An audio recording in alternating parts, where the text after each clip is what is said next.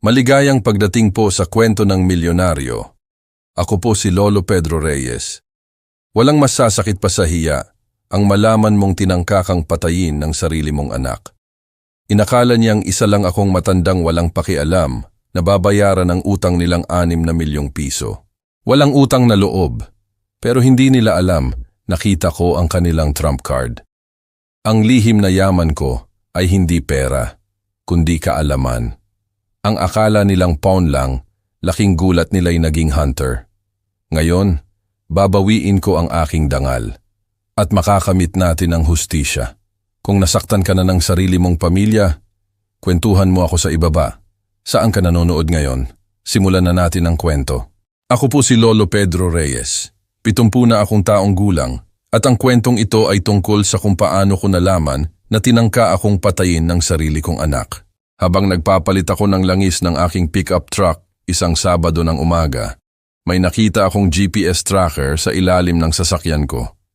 Profesional ang pagkakabit. Mainit pa, ibig sabihin kanikabibit lang. Sa edad kong 70, bakit may tao pang maglalagay ng tracker sa akin?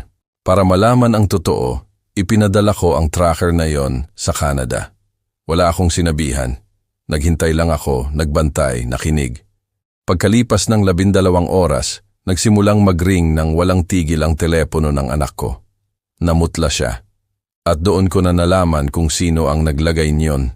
Bago ko ikwento ang sumunod na nangyari, mag-iwan muna po kayo ng komento sa ibaba. Saan po kayo nanonood nito? At anong oras na po dyan ngayon? Gusto kong malaman kung gaano kalayo ang inaabot ng kwentong ito. Ang pagpapalit ng langis tuwing Sabado ng umaga ay isang ritual na pinanatili ko sa loob ng 40 taon. Parehong oras, parehong ginagawa. Gumagapang ako sa ilalim ng pick-up, nagdidrain ng lumang langis, nagpapalit ng filter at naglalagay ng bago. Masakit na ang mga kasukasuan ko kumpara noon, pero kaya ko pa rin gawin ang trabaho. Laging ganito. Doon ko nakapa ang isang bagay na hindi dapat naroon. Huminto ako at kinapa ko ulit ang ilalim ng sasakyan. Ngayon ay binigyan ko na ng pansin. May nakita akong metal sa dulo ng daliri ko, makinis at banyaga, hindi bahagi ng truck. Kinuha ko ang flashlight sa toolbox at gumapang ulit sa ilalim. Agad itong tinamaan ng sinag. Isang itim na kahon, kasing laki ng baraha, na nakakabit sa frame sa pamamagitan ng magnet. May maliit na LED na kumikislap ng pula sa dilim. Professional ang pagkakabit. Pang-industrial ang magnet, hindi ito basta-bastang murang laruan. Mekanikal na inhinyero ako sa loob ng 4 na dekada bago ako nagretiro. Alam ko ang mga kagamitan. Ito ay mahal, siguro mga 20,000 piso. At mainit pa ito nang hawakan ko, hindi dahil sa araw, kundi dahil kani-kanina lang itong ginamit. May nag-install nito kamakailan, napakakamakailan. Hindi ko ito basta-basta hinila, katangahan iyon. Sa halip, kinuhanan ko ito ng litrato sa bawat anggulo gamit ang telepono ko, close-up ng serial number at malawak na kuha kung saan ito nakakabit. Idinokumento ko ang lahat, gaya ng itinuro sa akin noon sa engineering kapag may mechanical failure. Pagkatapos kumuha ako ng papel mula sa workbench, maingat na pinunasan ang fingerprints ko sa device at inalis ito. Naglabas ang magnet ng mahinang click. Binalot ko ito sa isang ziplock bag at dinala sa loob, iniwan ang pagpapalit ng langis na hindi pa tapos. Sa mesa ko sa kusina, tinitigan ko ang bagay na yon sa loob ng plastic. GPS tracker sigurado. Pero sino ang maglalagay ng tracker sa sasakyan ng isang 70 taong gulang na lalaki? Inisa-isa ko sa isip ko ang listahan. 3 tao lang ang pumasok sa garahe ko nitong nakaraang linggo. Una, si Mang Ben, ang kapitbahay ko na 75 taong gulang. At halos hindi marunong gumamit ng flip phone. Imposible. Pangalawa, ang delivery guy ng propane na walang dahilan para subaybayan ng isang random na customer. At si Junjun, ang anak ko. Dumaan siya noong Martes ng hapon, di umano'y para tingnan ang mga kabayo. Bumalik ako sa upuan ko at nag-isip. Si Junjun ay nagtagal ng 15 minuto sa garahe ng mag-isa.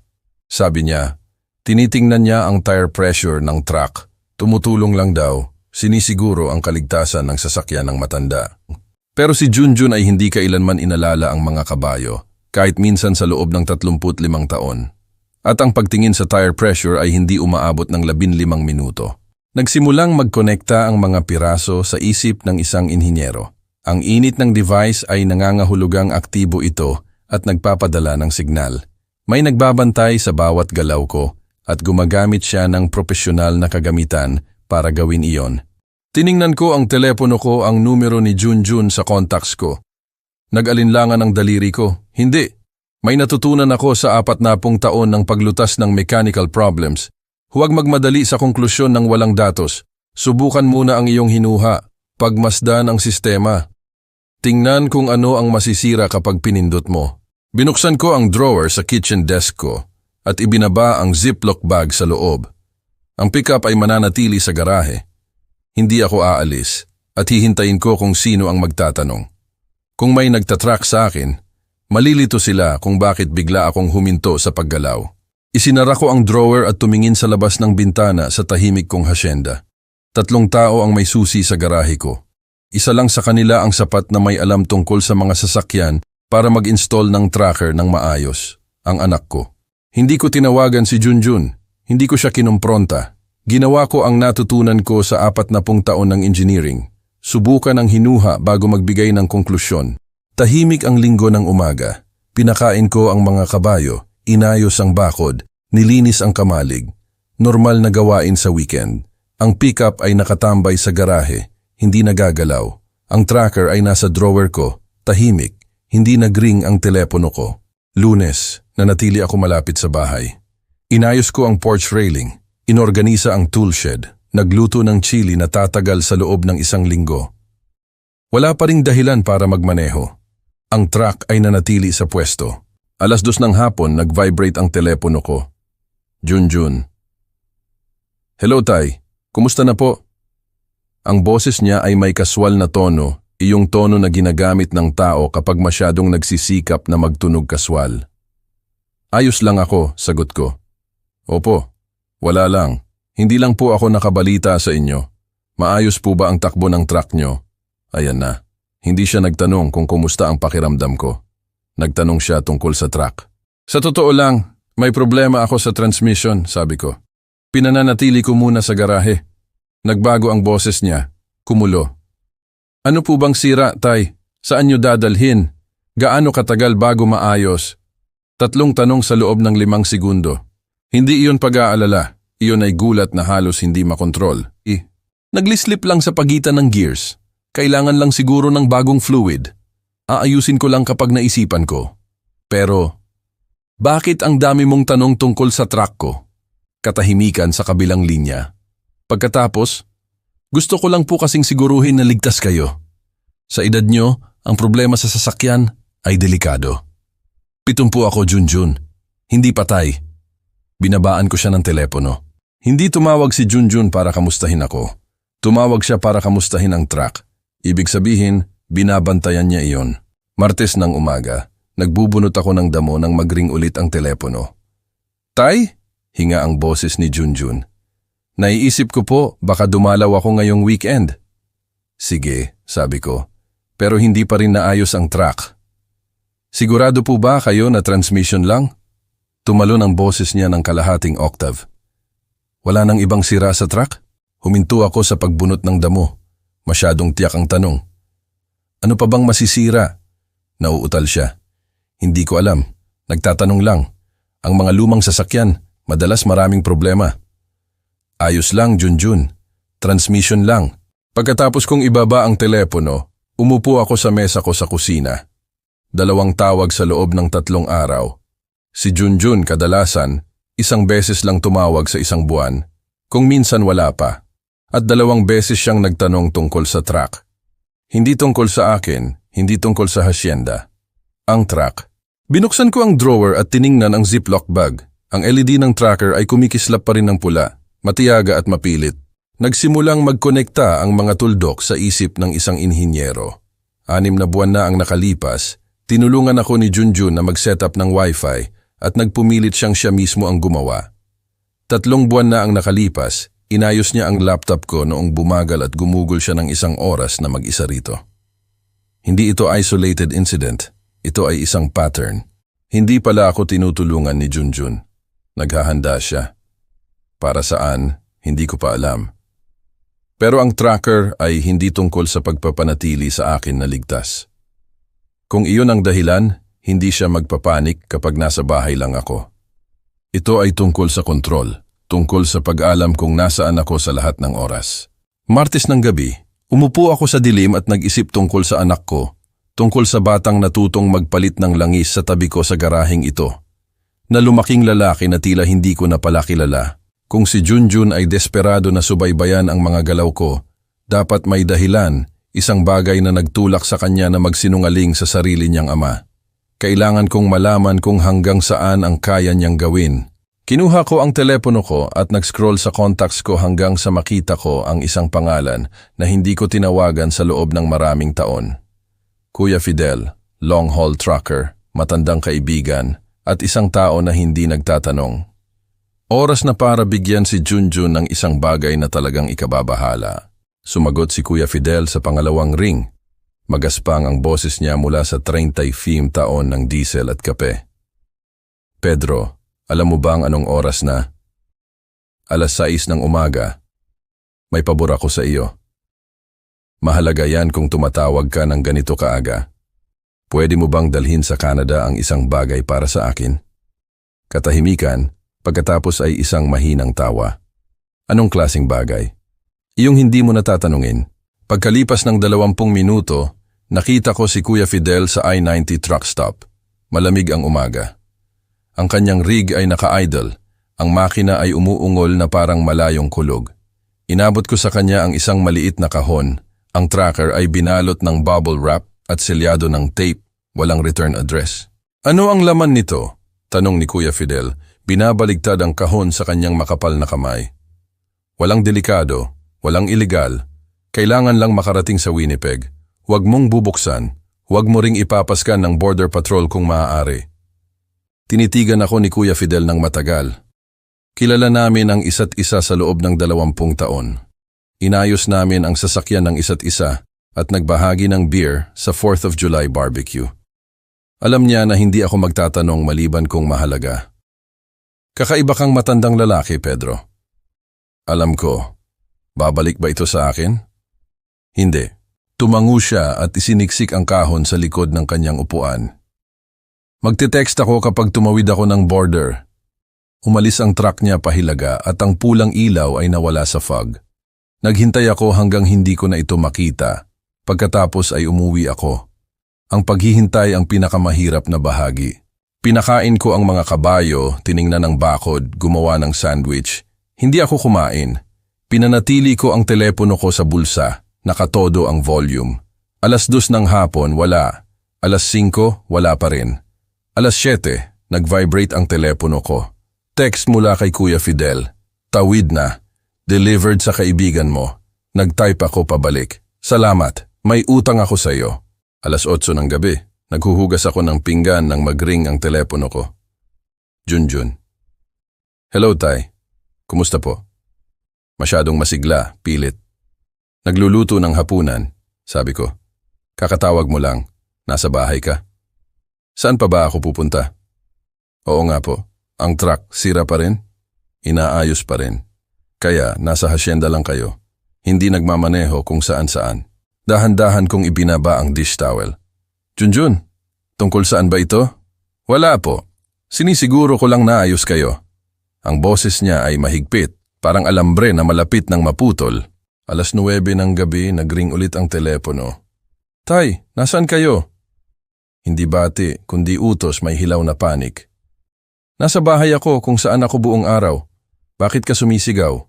Ang truck mo, ibig sabihin, sigurado ka bang nasa hasyenda ka? Anak, lasing ka ba? Sa background, tumagos ang boses ni Brenda, matalas na parang basag na salamin. Ibigay mo sa akin ang telepono. Huwag, hayaan mo ako. Nag-aaway sila. Junjun, anong nangyayari? Bumaba ang boses niya, halos bulong. Tay, kailangan nating mag-usap ng personal. Bukas ng umaga, 9:00. Mahalaga. Talagang mahalaga. Huwag po kayong umalis mamayang gabi. Sige na, manatili lang kayo sa bahay. 70 na ako. Saan pa ba ako pupunta? Pagkatapos kong ibaba ang telepono, matagal akong umupo sa madilim na kusina. Hindi nagtanong si Junjun kung ayos ako. Nagtanong siya kung nasaan ako. Ibig sabihin, may tracking app siya sa telepono niya ngayon, nanonood. Nakikita niya ang track ng kanyang ama na gumagawa ng imposibleng paglalakbay, 1,500 milya pahilaga, patawid ng Canadian border. Binabantayan ng anak ko ang bawat galaw ko. At ngayong nawala ako sa kanya, takot na takot siya. Mabuti. Hayaan siyang pawisan. Bukas malalaman ko kung ano pa ang ginagawa niya.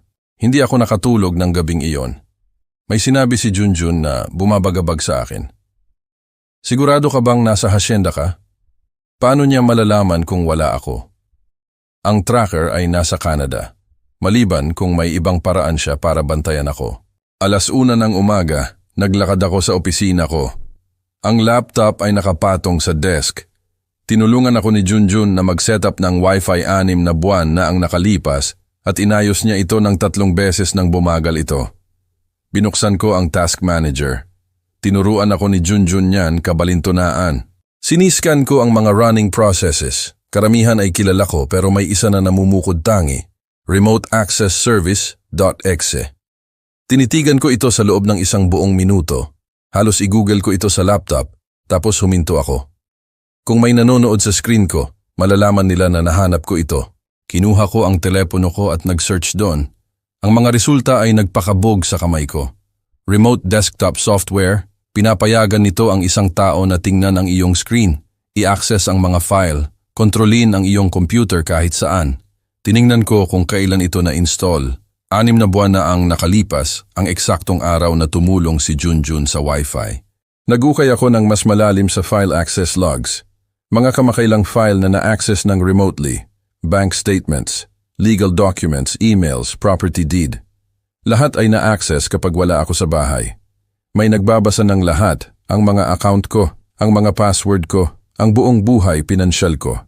Gusto ko itong i-uninstall agad, pero kung nanonood si Junjun, malalaman niyang nadiskubre ko ito. Mas mabuting iwanan ito, hayaan siyang mag-isip na may access pa rin siya. Isinara ko ng maingat ang laptop at umupo sa dilim. Tracker plus spyware, lokasyon at pananalapi. Bakit kailangan ng anak ko ang dalawa? 2:00 ng umaga naglakad ako sa bahay ni Mang Ben at kumatok ng tahimik. Sinagot niya ako naka-bathrobe, nakakunot ang noo. Pedro, anong problema? Pwede ko bang gamitin ang computer mo? Nagloloko ang akin. 2:00 ng umaga. Pakiusap, Mang Ben. Umusog siya ng walang salita. Ang mabubuting kapitbahay ay hindi nagtatanong ng mga hindi nila gustong sagot. Umupo ako sa luma niyang desktop at nagsimulang mag-search. Remote Access Software Illegal, Computer Fraud and Abuse Act, Federal Crime, hanggang 10 taon sa kulungan. Pagkatapos hinanap ko ang model number ng tracker mula sa mga litrato ko. Nakita ko ang website ng manufacturer at binasa ko ang product description. Nanlamig ang dugo ko. Advanced Vehicle Control System, Remote Engine Shutoff, Brake Control, Full ECU Integration. Remote Engine Shutoff. Hindi lang tracking, control. Nag-search ako ng Remote Engine Shutoff while driving at nakakita ng mga video. Isang headline, Kill Switch Devices, The New Murder Weapon. Nag-click ako ng play. Isang kotse na nagmamaneho sa highway, tapos biglang pinutol ang makina at nag-lock ang preno. Umikot ang kotse ng walang kontrol at bumangga sa guardrail. Test track, professional drivers, safety equipment.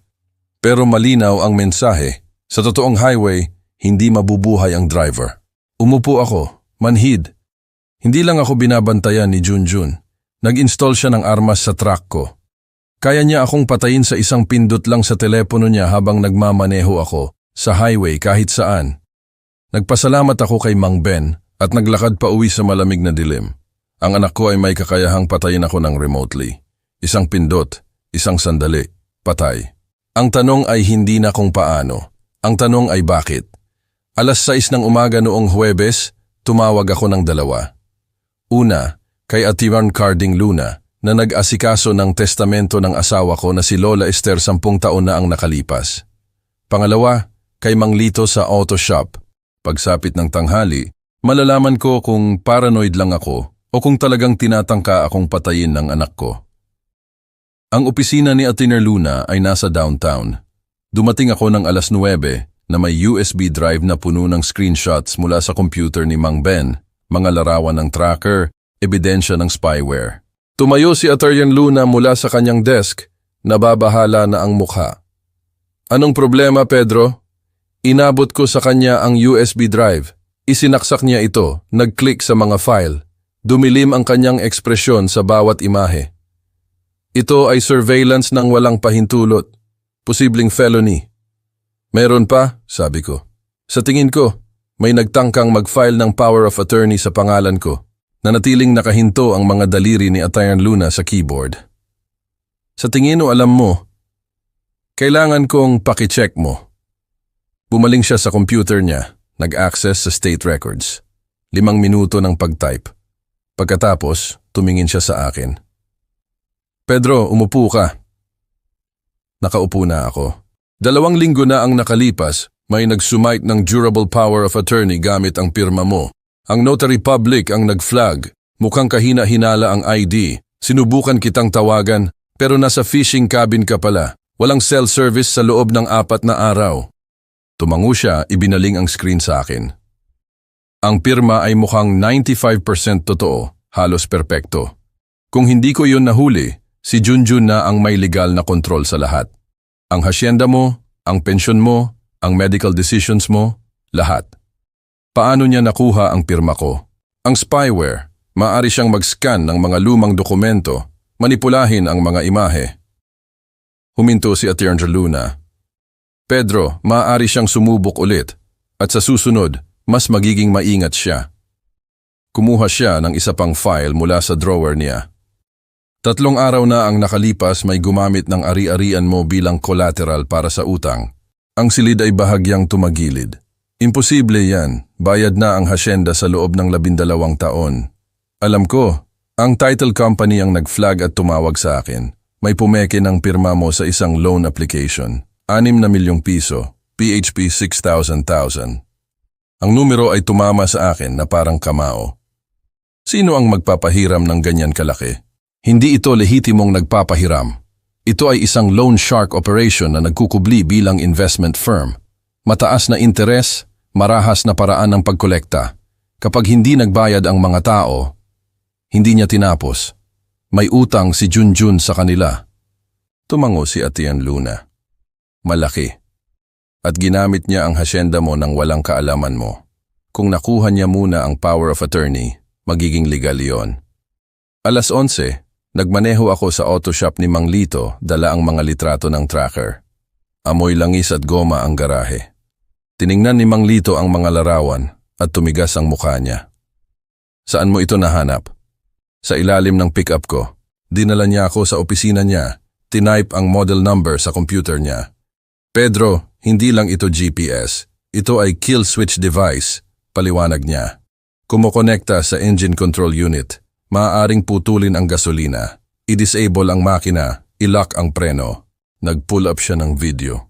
Isang kotse na nagmamaneho sa 60 miles per hour. Pagkatapos biglang patay ang makina, nakalock ang preno. Umikot ang kotse ng walang kontrol.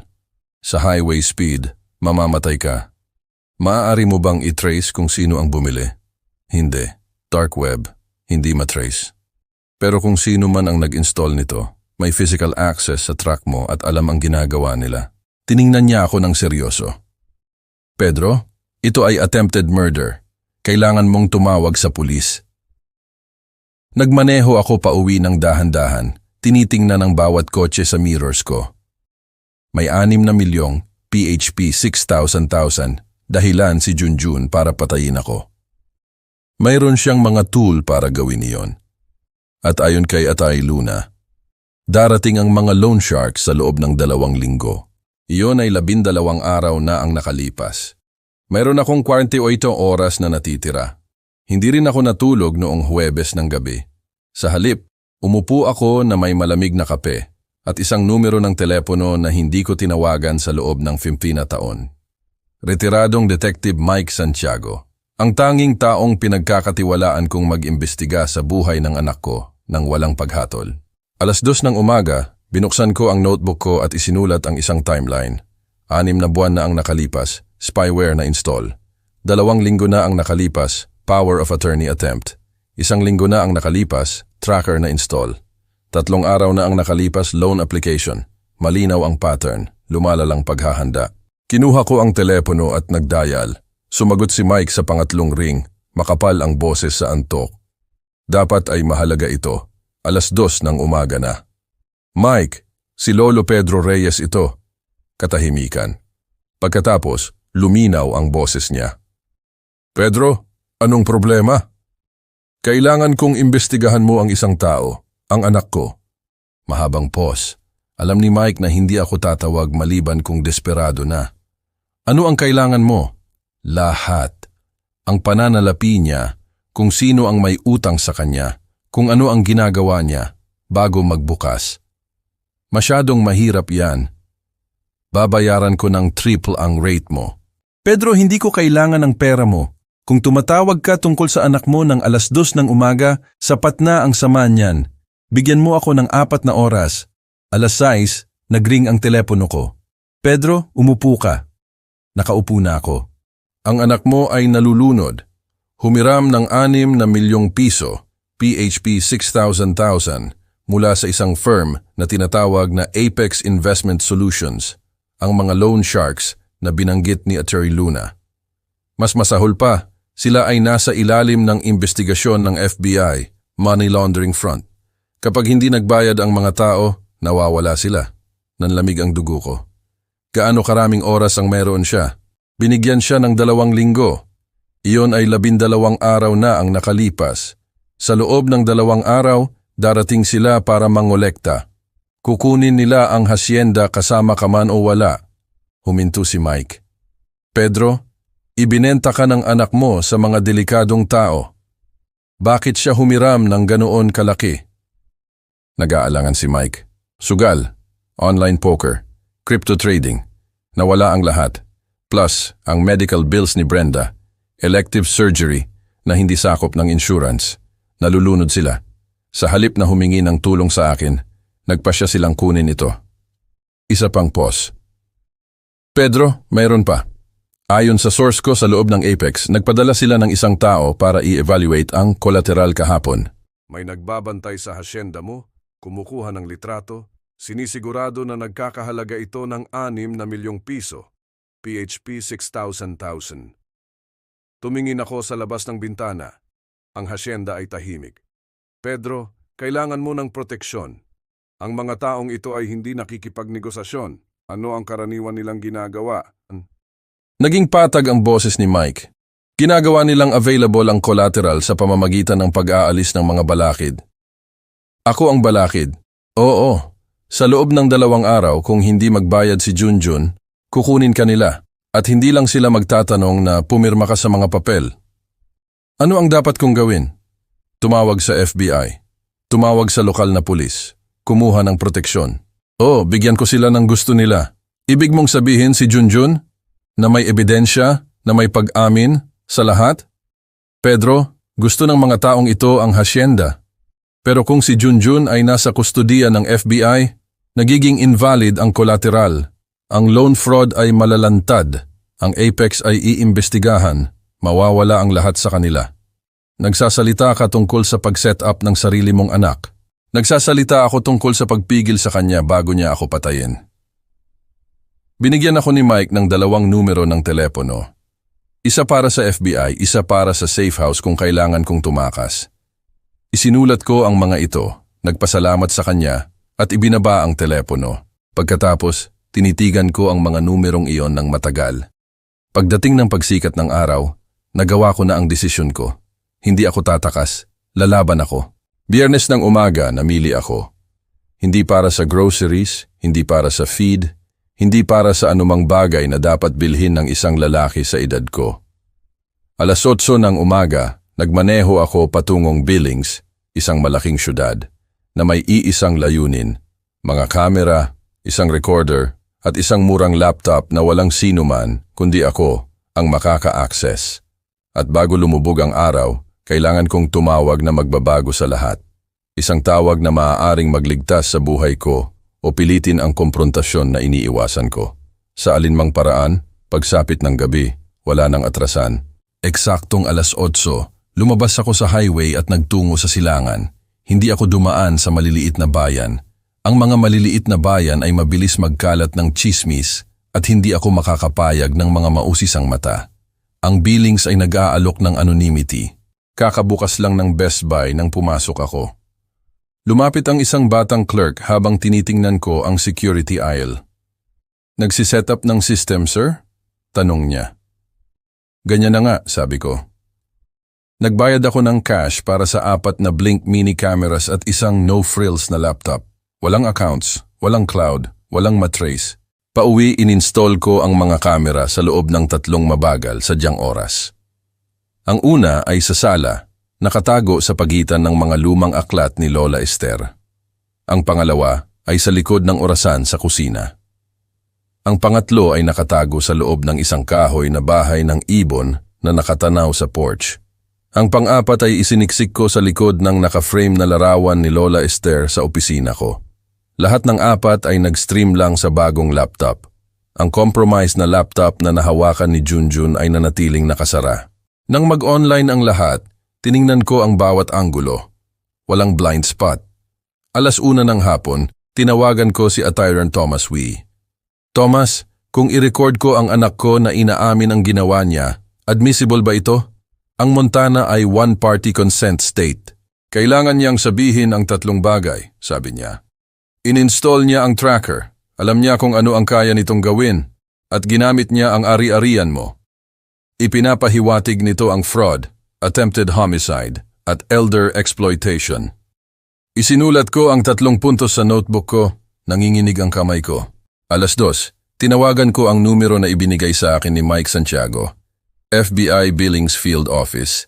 Ito si Ahente de la Cruz. "Ang pangalan ko po ay Lolo Pedro Reyes," sabi ko. "Tinatangka akong patayin ng anak ko at konektado siya sa Apex Investment Solutions," isang POS. "Ginoong Reyes, paano niyo po nalaman ang tungkol sa Apex?" "Dahil hawak nila ang isang fraudulent loan sa pangalan ko. Ginamit ng anak ko ang hasyenda ko bilang kolateral." "Maaari po ba kayong pumunta sa opisina?" tanong niya. "Hindi," sabi ko. "Pero maaari kayong pumunta rito. Bukas ng umaga, mayroon akong na-record na pag-amin. Maaari ba kayong maglagay ng mga ahente sa hasyenda ko ng 10:00 ng Sabado?" "Sir, hindi po karaniwang..." Nag-install siya ng kill switch sa truck ko. Pumeke siya ng mga legal na dokumento. "Darating ang Apex para sa akin sa loob ng 2 araw. Maaari kayong narito bukas o dumating sa linggo para kolektahin ang bangkay ko." Ibinaba ko ang telepono bago siya makasagot. Agad itong nagring. "Ginoong Reyes," sabi ni Ahente de la Cruz, "kailangan ko po ang lahat ng detalye na mayroon kayo." Sa loob ng 30 minuto, ibinigay ko sa kanya ang lahat. Ang tracker, ang spyware, mga peking pirma, ang utang, ang timeline. Nang matapos ako, sabi niya, "Magpapadala po ako ng 2 ahente. Mananatili silang nakatago. Pero kung maging delikado ang sitwasyon..." "Hindi," sabi ko. Harap-harapan. Anak ko pa rin siya. 4:00, sinanay ko ang mga tanong ko sa salamin. Maamo sa simula, mahigpit na humihigpit hanggang sa wala nang matataguan ang katotohanan. 6:00, tinawagan ko si Junjun. 9:00 bukas, sabi ko. "Tayo lang, 2 lang tayo." Nanginginig ang boses niya. "Tungkol saan, Tay?" "Tungkol sa ginawa mo." Ibinaba ko ang telepono bago pa siya makapagtutol. Hindi ako natulog ng gabing iyon. Tiningnan ko ang 4 na camera feeds na kumikinang sa laptop. Tahimik ang hasyenda sa paligid ko. Bukas, haharapin niya kung ano ang naging siya. At 8:55 ng umaga ng Sabado, nang marinig ko ang pagdaan ng truck niya sa graba, tiningnan ko ang mga kamera sa huling pagkakataon. Si Ahente de la Cruz at si Ahente Harper ay nakatago na sa kusina. Tumayo ako, pinakalma ang sarili, at naglakad patungo sa pintuan. Oras na. Kumatok si Junjun ng 3 beses, mahina, nag-aalangan, tulad noong bata pa siya at may nasira. Si Brenda ay nakatayo sa tabi niya, hindi imbitado. Dapat alam ko na darating siya. Binuksan ko ang pintuan, sabi ko, "Ikaw lang." Tumaas ang baba ni Brenda. Pamilya ang negosyo, dapat nandito ako. Umusog ako. Umupo sila sa sofa. Kinuha ko ang upuan sa tapat nila. Kinukuha ng mga kamera ang bawat anggulo. Kape? Huwag po. Pumutok ang boses ni Junjun. Tay, tungkol saan po ba ito? Saan? May nakita ako sa ilalim ng truck ko. Hinayaan kong manatili ang mga salita doon. GPS tracker. Propesyonal ang pagkakabit. Isang taong may alam tungkol sa mga truck. Kumpletong katahimikan. Namutla ang mukha ni Junjun. Humigpit ang kamay ni Brenda sa purse niya. Tinuruan kitang magpalit ng langis noong 16 ka, Junjun. Nakailalim ka na sa pick-up na iyon noon. Nagsimulang magsalita si Brenda. Pedro, bakit si Junjun? 6 na milyong piso, PHP 6,000, sabi ko. Iyan ang dahilan. May utang ka sa Apex Investment Solutions. Naglabas si Junjun ng tunog na parang nawala ang lahat ng hangin sa baga niya. Tay, paano nyo? Pumutol ang boses niya. Sinundot siya ni Brenda sa siko. Junjun, tumahimik ka. Hayaan mo siyang magsalita, sabi ko. Ang tracker ay para panatilihin kayong ligtas, sabi ni Junjun desperado. Para malaman kung nasaan kayo, ligtas. Sumandal ako. O para siguraduhin na pipirma ako sa mga papel? Nag-aalangan siya. Pareho po, siguro. Natakot ako. Naglagay ka ng kill switch sa truck ko. Biglang natigilan si Junjun. Ano? Huwag kang magsinungaling. Kinilala ni Mang Lito. Kumokonekta sa engine control unit. Maaaring putulin ang gasolina. I-lock ang preno. Patayin ang makina sa 70 miles per hour. Hindi ko po alam na kaya nitong gawin yon. Umakyat ang boses ni Junjun. Nagpapanik. Sabi ni Brenda, GPS lang. Tumayo si Brenda. Aalis na kami. Umupo ka o tatawagan ko ang pulis ngayon din. Hindi mo mapapatunayan ang anuman. Itinaas ko ang telepono ko. Mga litrato ng tracker, screenshots ng spyware, kopya ng mga peking dokumento. Mapapatunayan ko ang lahat. Bumigay si Junjun. Nagsimulang umiyak. Tay, pakiusap. Hindi po namin kayo gustong saktan. Kailangan lang namin ang hasyenda pansamantala. Babayaran po namin kayo pagkatapos ko mamatay. Hindi! Umiiyak na siya ngayon. Hindi ko po gagawin. Hindi ko. Hindi niya alam, sigaw ni Brenda. Ako ang bumili. Ideya ko iyon. Napagtanto niya ang sinabi niya. Namutla ang mukha niya. Kaya, umaamin ka? Tanong ko ng mahina. Tumalikod ako kay Junjun. In-install mo ba ang tracker? Umiiyak siya ng husto kaya hindi siya makapagsalita noong una. Opo, pero hindi ko po inisip. Na-access mo ba ang computer ko? Opo. Pinirmahan mo ba ang pirma ko? Si Brenda po ang gumawa pero alam ko po. Patawad po. Patawad na patawad, tay. Tiningnan ko ang anak ko, sirang-sira at umiiyak sa sofa ko. Patawad din. Pagkatapos, sinabi ko, Ahente de la Cruz, sa tingin ko sapat na ang narinig nyo. Biglang tumingala si Junjun. Ano? Lumabas si Ahente de la Cruz mula sa kusina, si Ahente Harper sa likod niya. Tinaas nila ang kanilang badge. Junjun Reyes, Brenda Reyes, kayo po ay inaresto. Wire fraud, attempted murder, elder abuse, identity theft. Hindi nanlaban si Junjun, patuloy lang umiiyak. Tay, pakiusap. Sumigaw si Brenda. Pedro, sabihin mo sa kanila. Wala akong sinabi. Dinala nila sila palabas na nakaposas.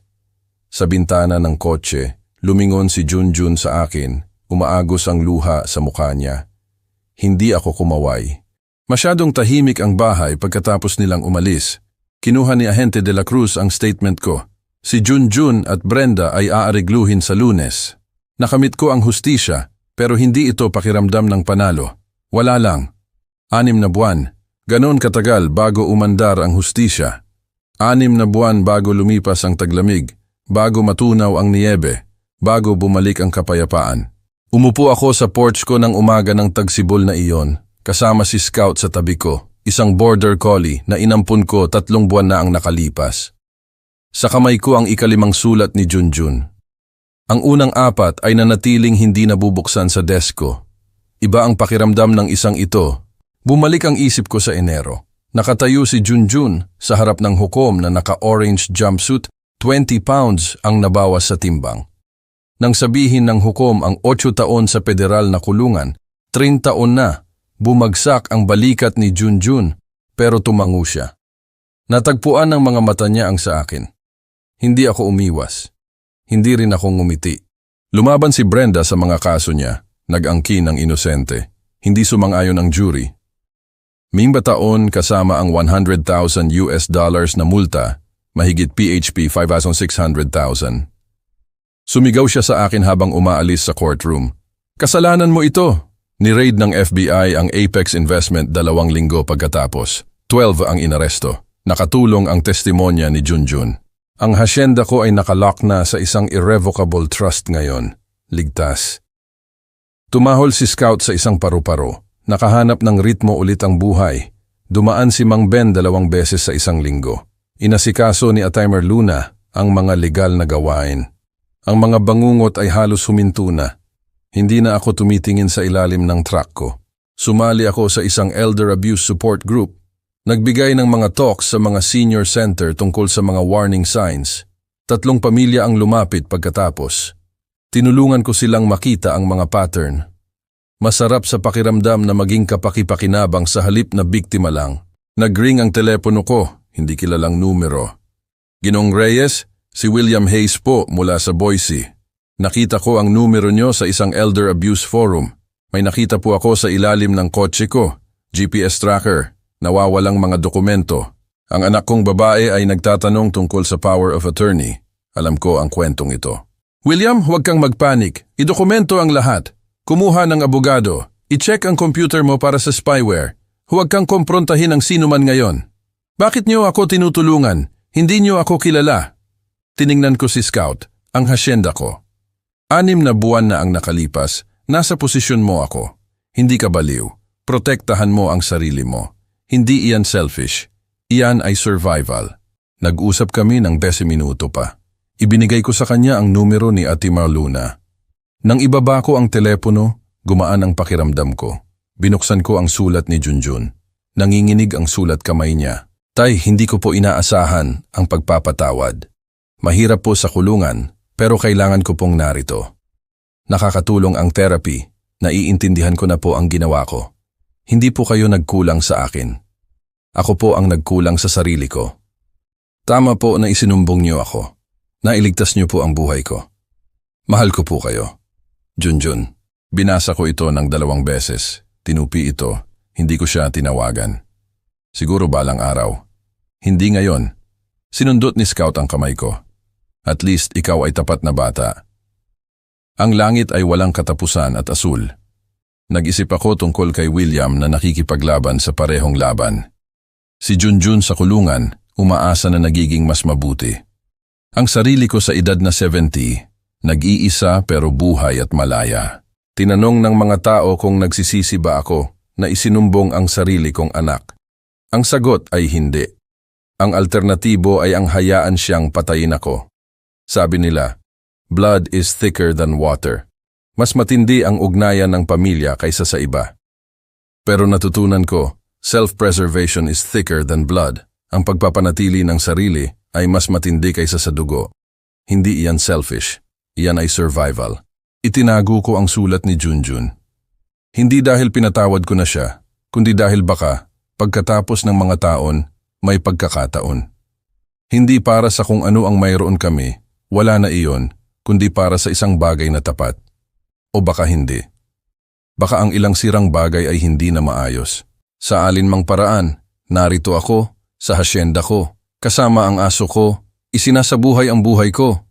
Dahil iyon ang ipinaglaban ko. Hindi paghihiganti, hindi parusa, kundi ang karapatang patuloy na mabuhay sa sarili kong mga termino, malaya. Sa pagtingin ko sa totoong kwentong ito, napagtanto ko na huli na ang mga aral na natutunan ko. Kung nakikinig kayo sa mga kwento ng lolo na tulad ng sa akin, umaasa na hindi nyo kailanman haharapin ang pagtataksil mula sa sarili nyong pamilya. Hayaan nyo akong magbigay ng payo. Huwag kayong maghintay tulad ng ginawa ko. Magtiwala sa inyong pakiramdam. Kapag may mali, malamang ay mali nga. Ang tracker na yon, ang mga helpful visits, ang wifi setup, alam ng tiyan ko. Hindi ko lang gustong paniwalaan na ang anak ko ay kayang magtaksil sa akin. Huwag baliwalain ang mga warning signs. Protektahan muna ang sarili. Sinasabi ng mga tao na malupit ako, isinumbong ko ang sarili kong kadugo. Ngunit sabi sa Biblia, sa Kawikaan, Proverbs, nakikita ng matalino ang panganib at nagtatago, ngunit ang mga mangmang ay nagpapatuloy at nagbabayad ng parusa. Binigyan tayo ng Diyos ng karunungan para sa survival. Ang pagpapanatili ng sarili ay hindi selfish. Kapag may nagtatangkang pumatay sa iyo, idokumento ang lahat. Screenshots, litrato, petsa, oras. Ang ebidensya ang nagligtas sa buhay ko. Kung walang patunay, magiging salita ko laban sa kanya. Ang totoong kwentong ito ay hindi natatangi.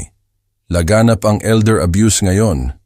Kung naririnig niyo ang mga kwento ng lolo tungkol sa mga pamilyang pinagsasamantalahan ang sarili nilang kadugo para sa pera, paniwalaan niyo sila. Nangyayari ito ng mas madalas kaysa sa iniisip ng mga tao. Ang bawat totoong kwento na tulad ng sa akin ay isang babala sa iba. Buhay ako dahil pinili ko ang survival kaysa sa sentiment. Ang dugo ay mas makapal kaysa sa tubig, pero ang pagpapanatili ng sarili ay mas makapal kaysa sa dugo. Kung umantig sa inyo ang mga kwento ng lolo na ito o may kilala kayong nahaharap sa katulad ng mga pakikibaka, mag-iwan ng komento sa ibaba at ibahagi ang inyong mga saloobin.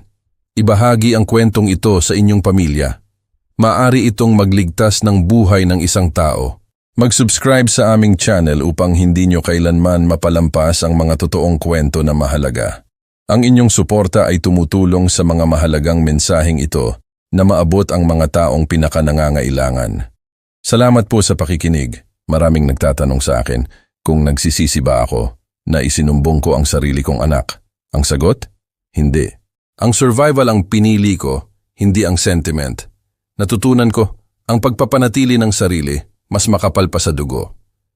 Kaya pakiusap mga kaibigan, huwag kang maghintay tulad ko. Kapag may mali sa pakiramdam mo, pakinggan mo. Trust your instincts. Idokumento ang lahat. Iyan ang nagligtas sa buhay ko. Kung umantig sa inyo ang kwentong lolo na ito o may kilala kang nahihirapan, iwanan ang inyong kwento sa komento. I-share mo ang video na ito. I-subscribe ka na rin para sa iba pang babala at tunay na kwento. Salamat po.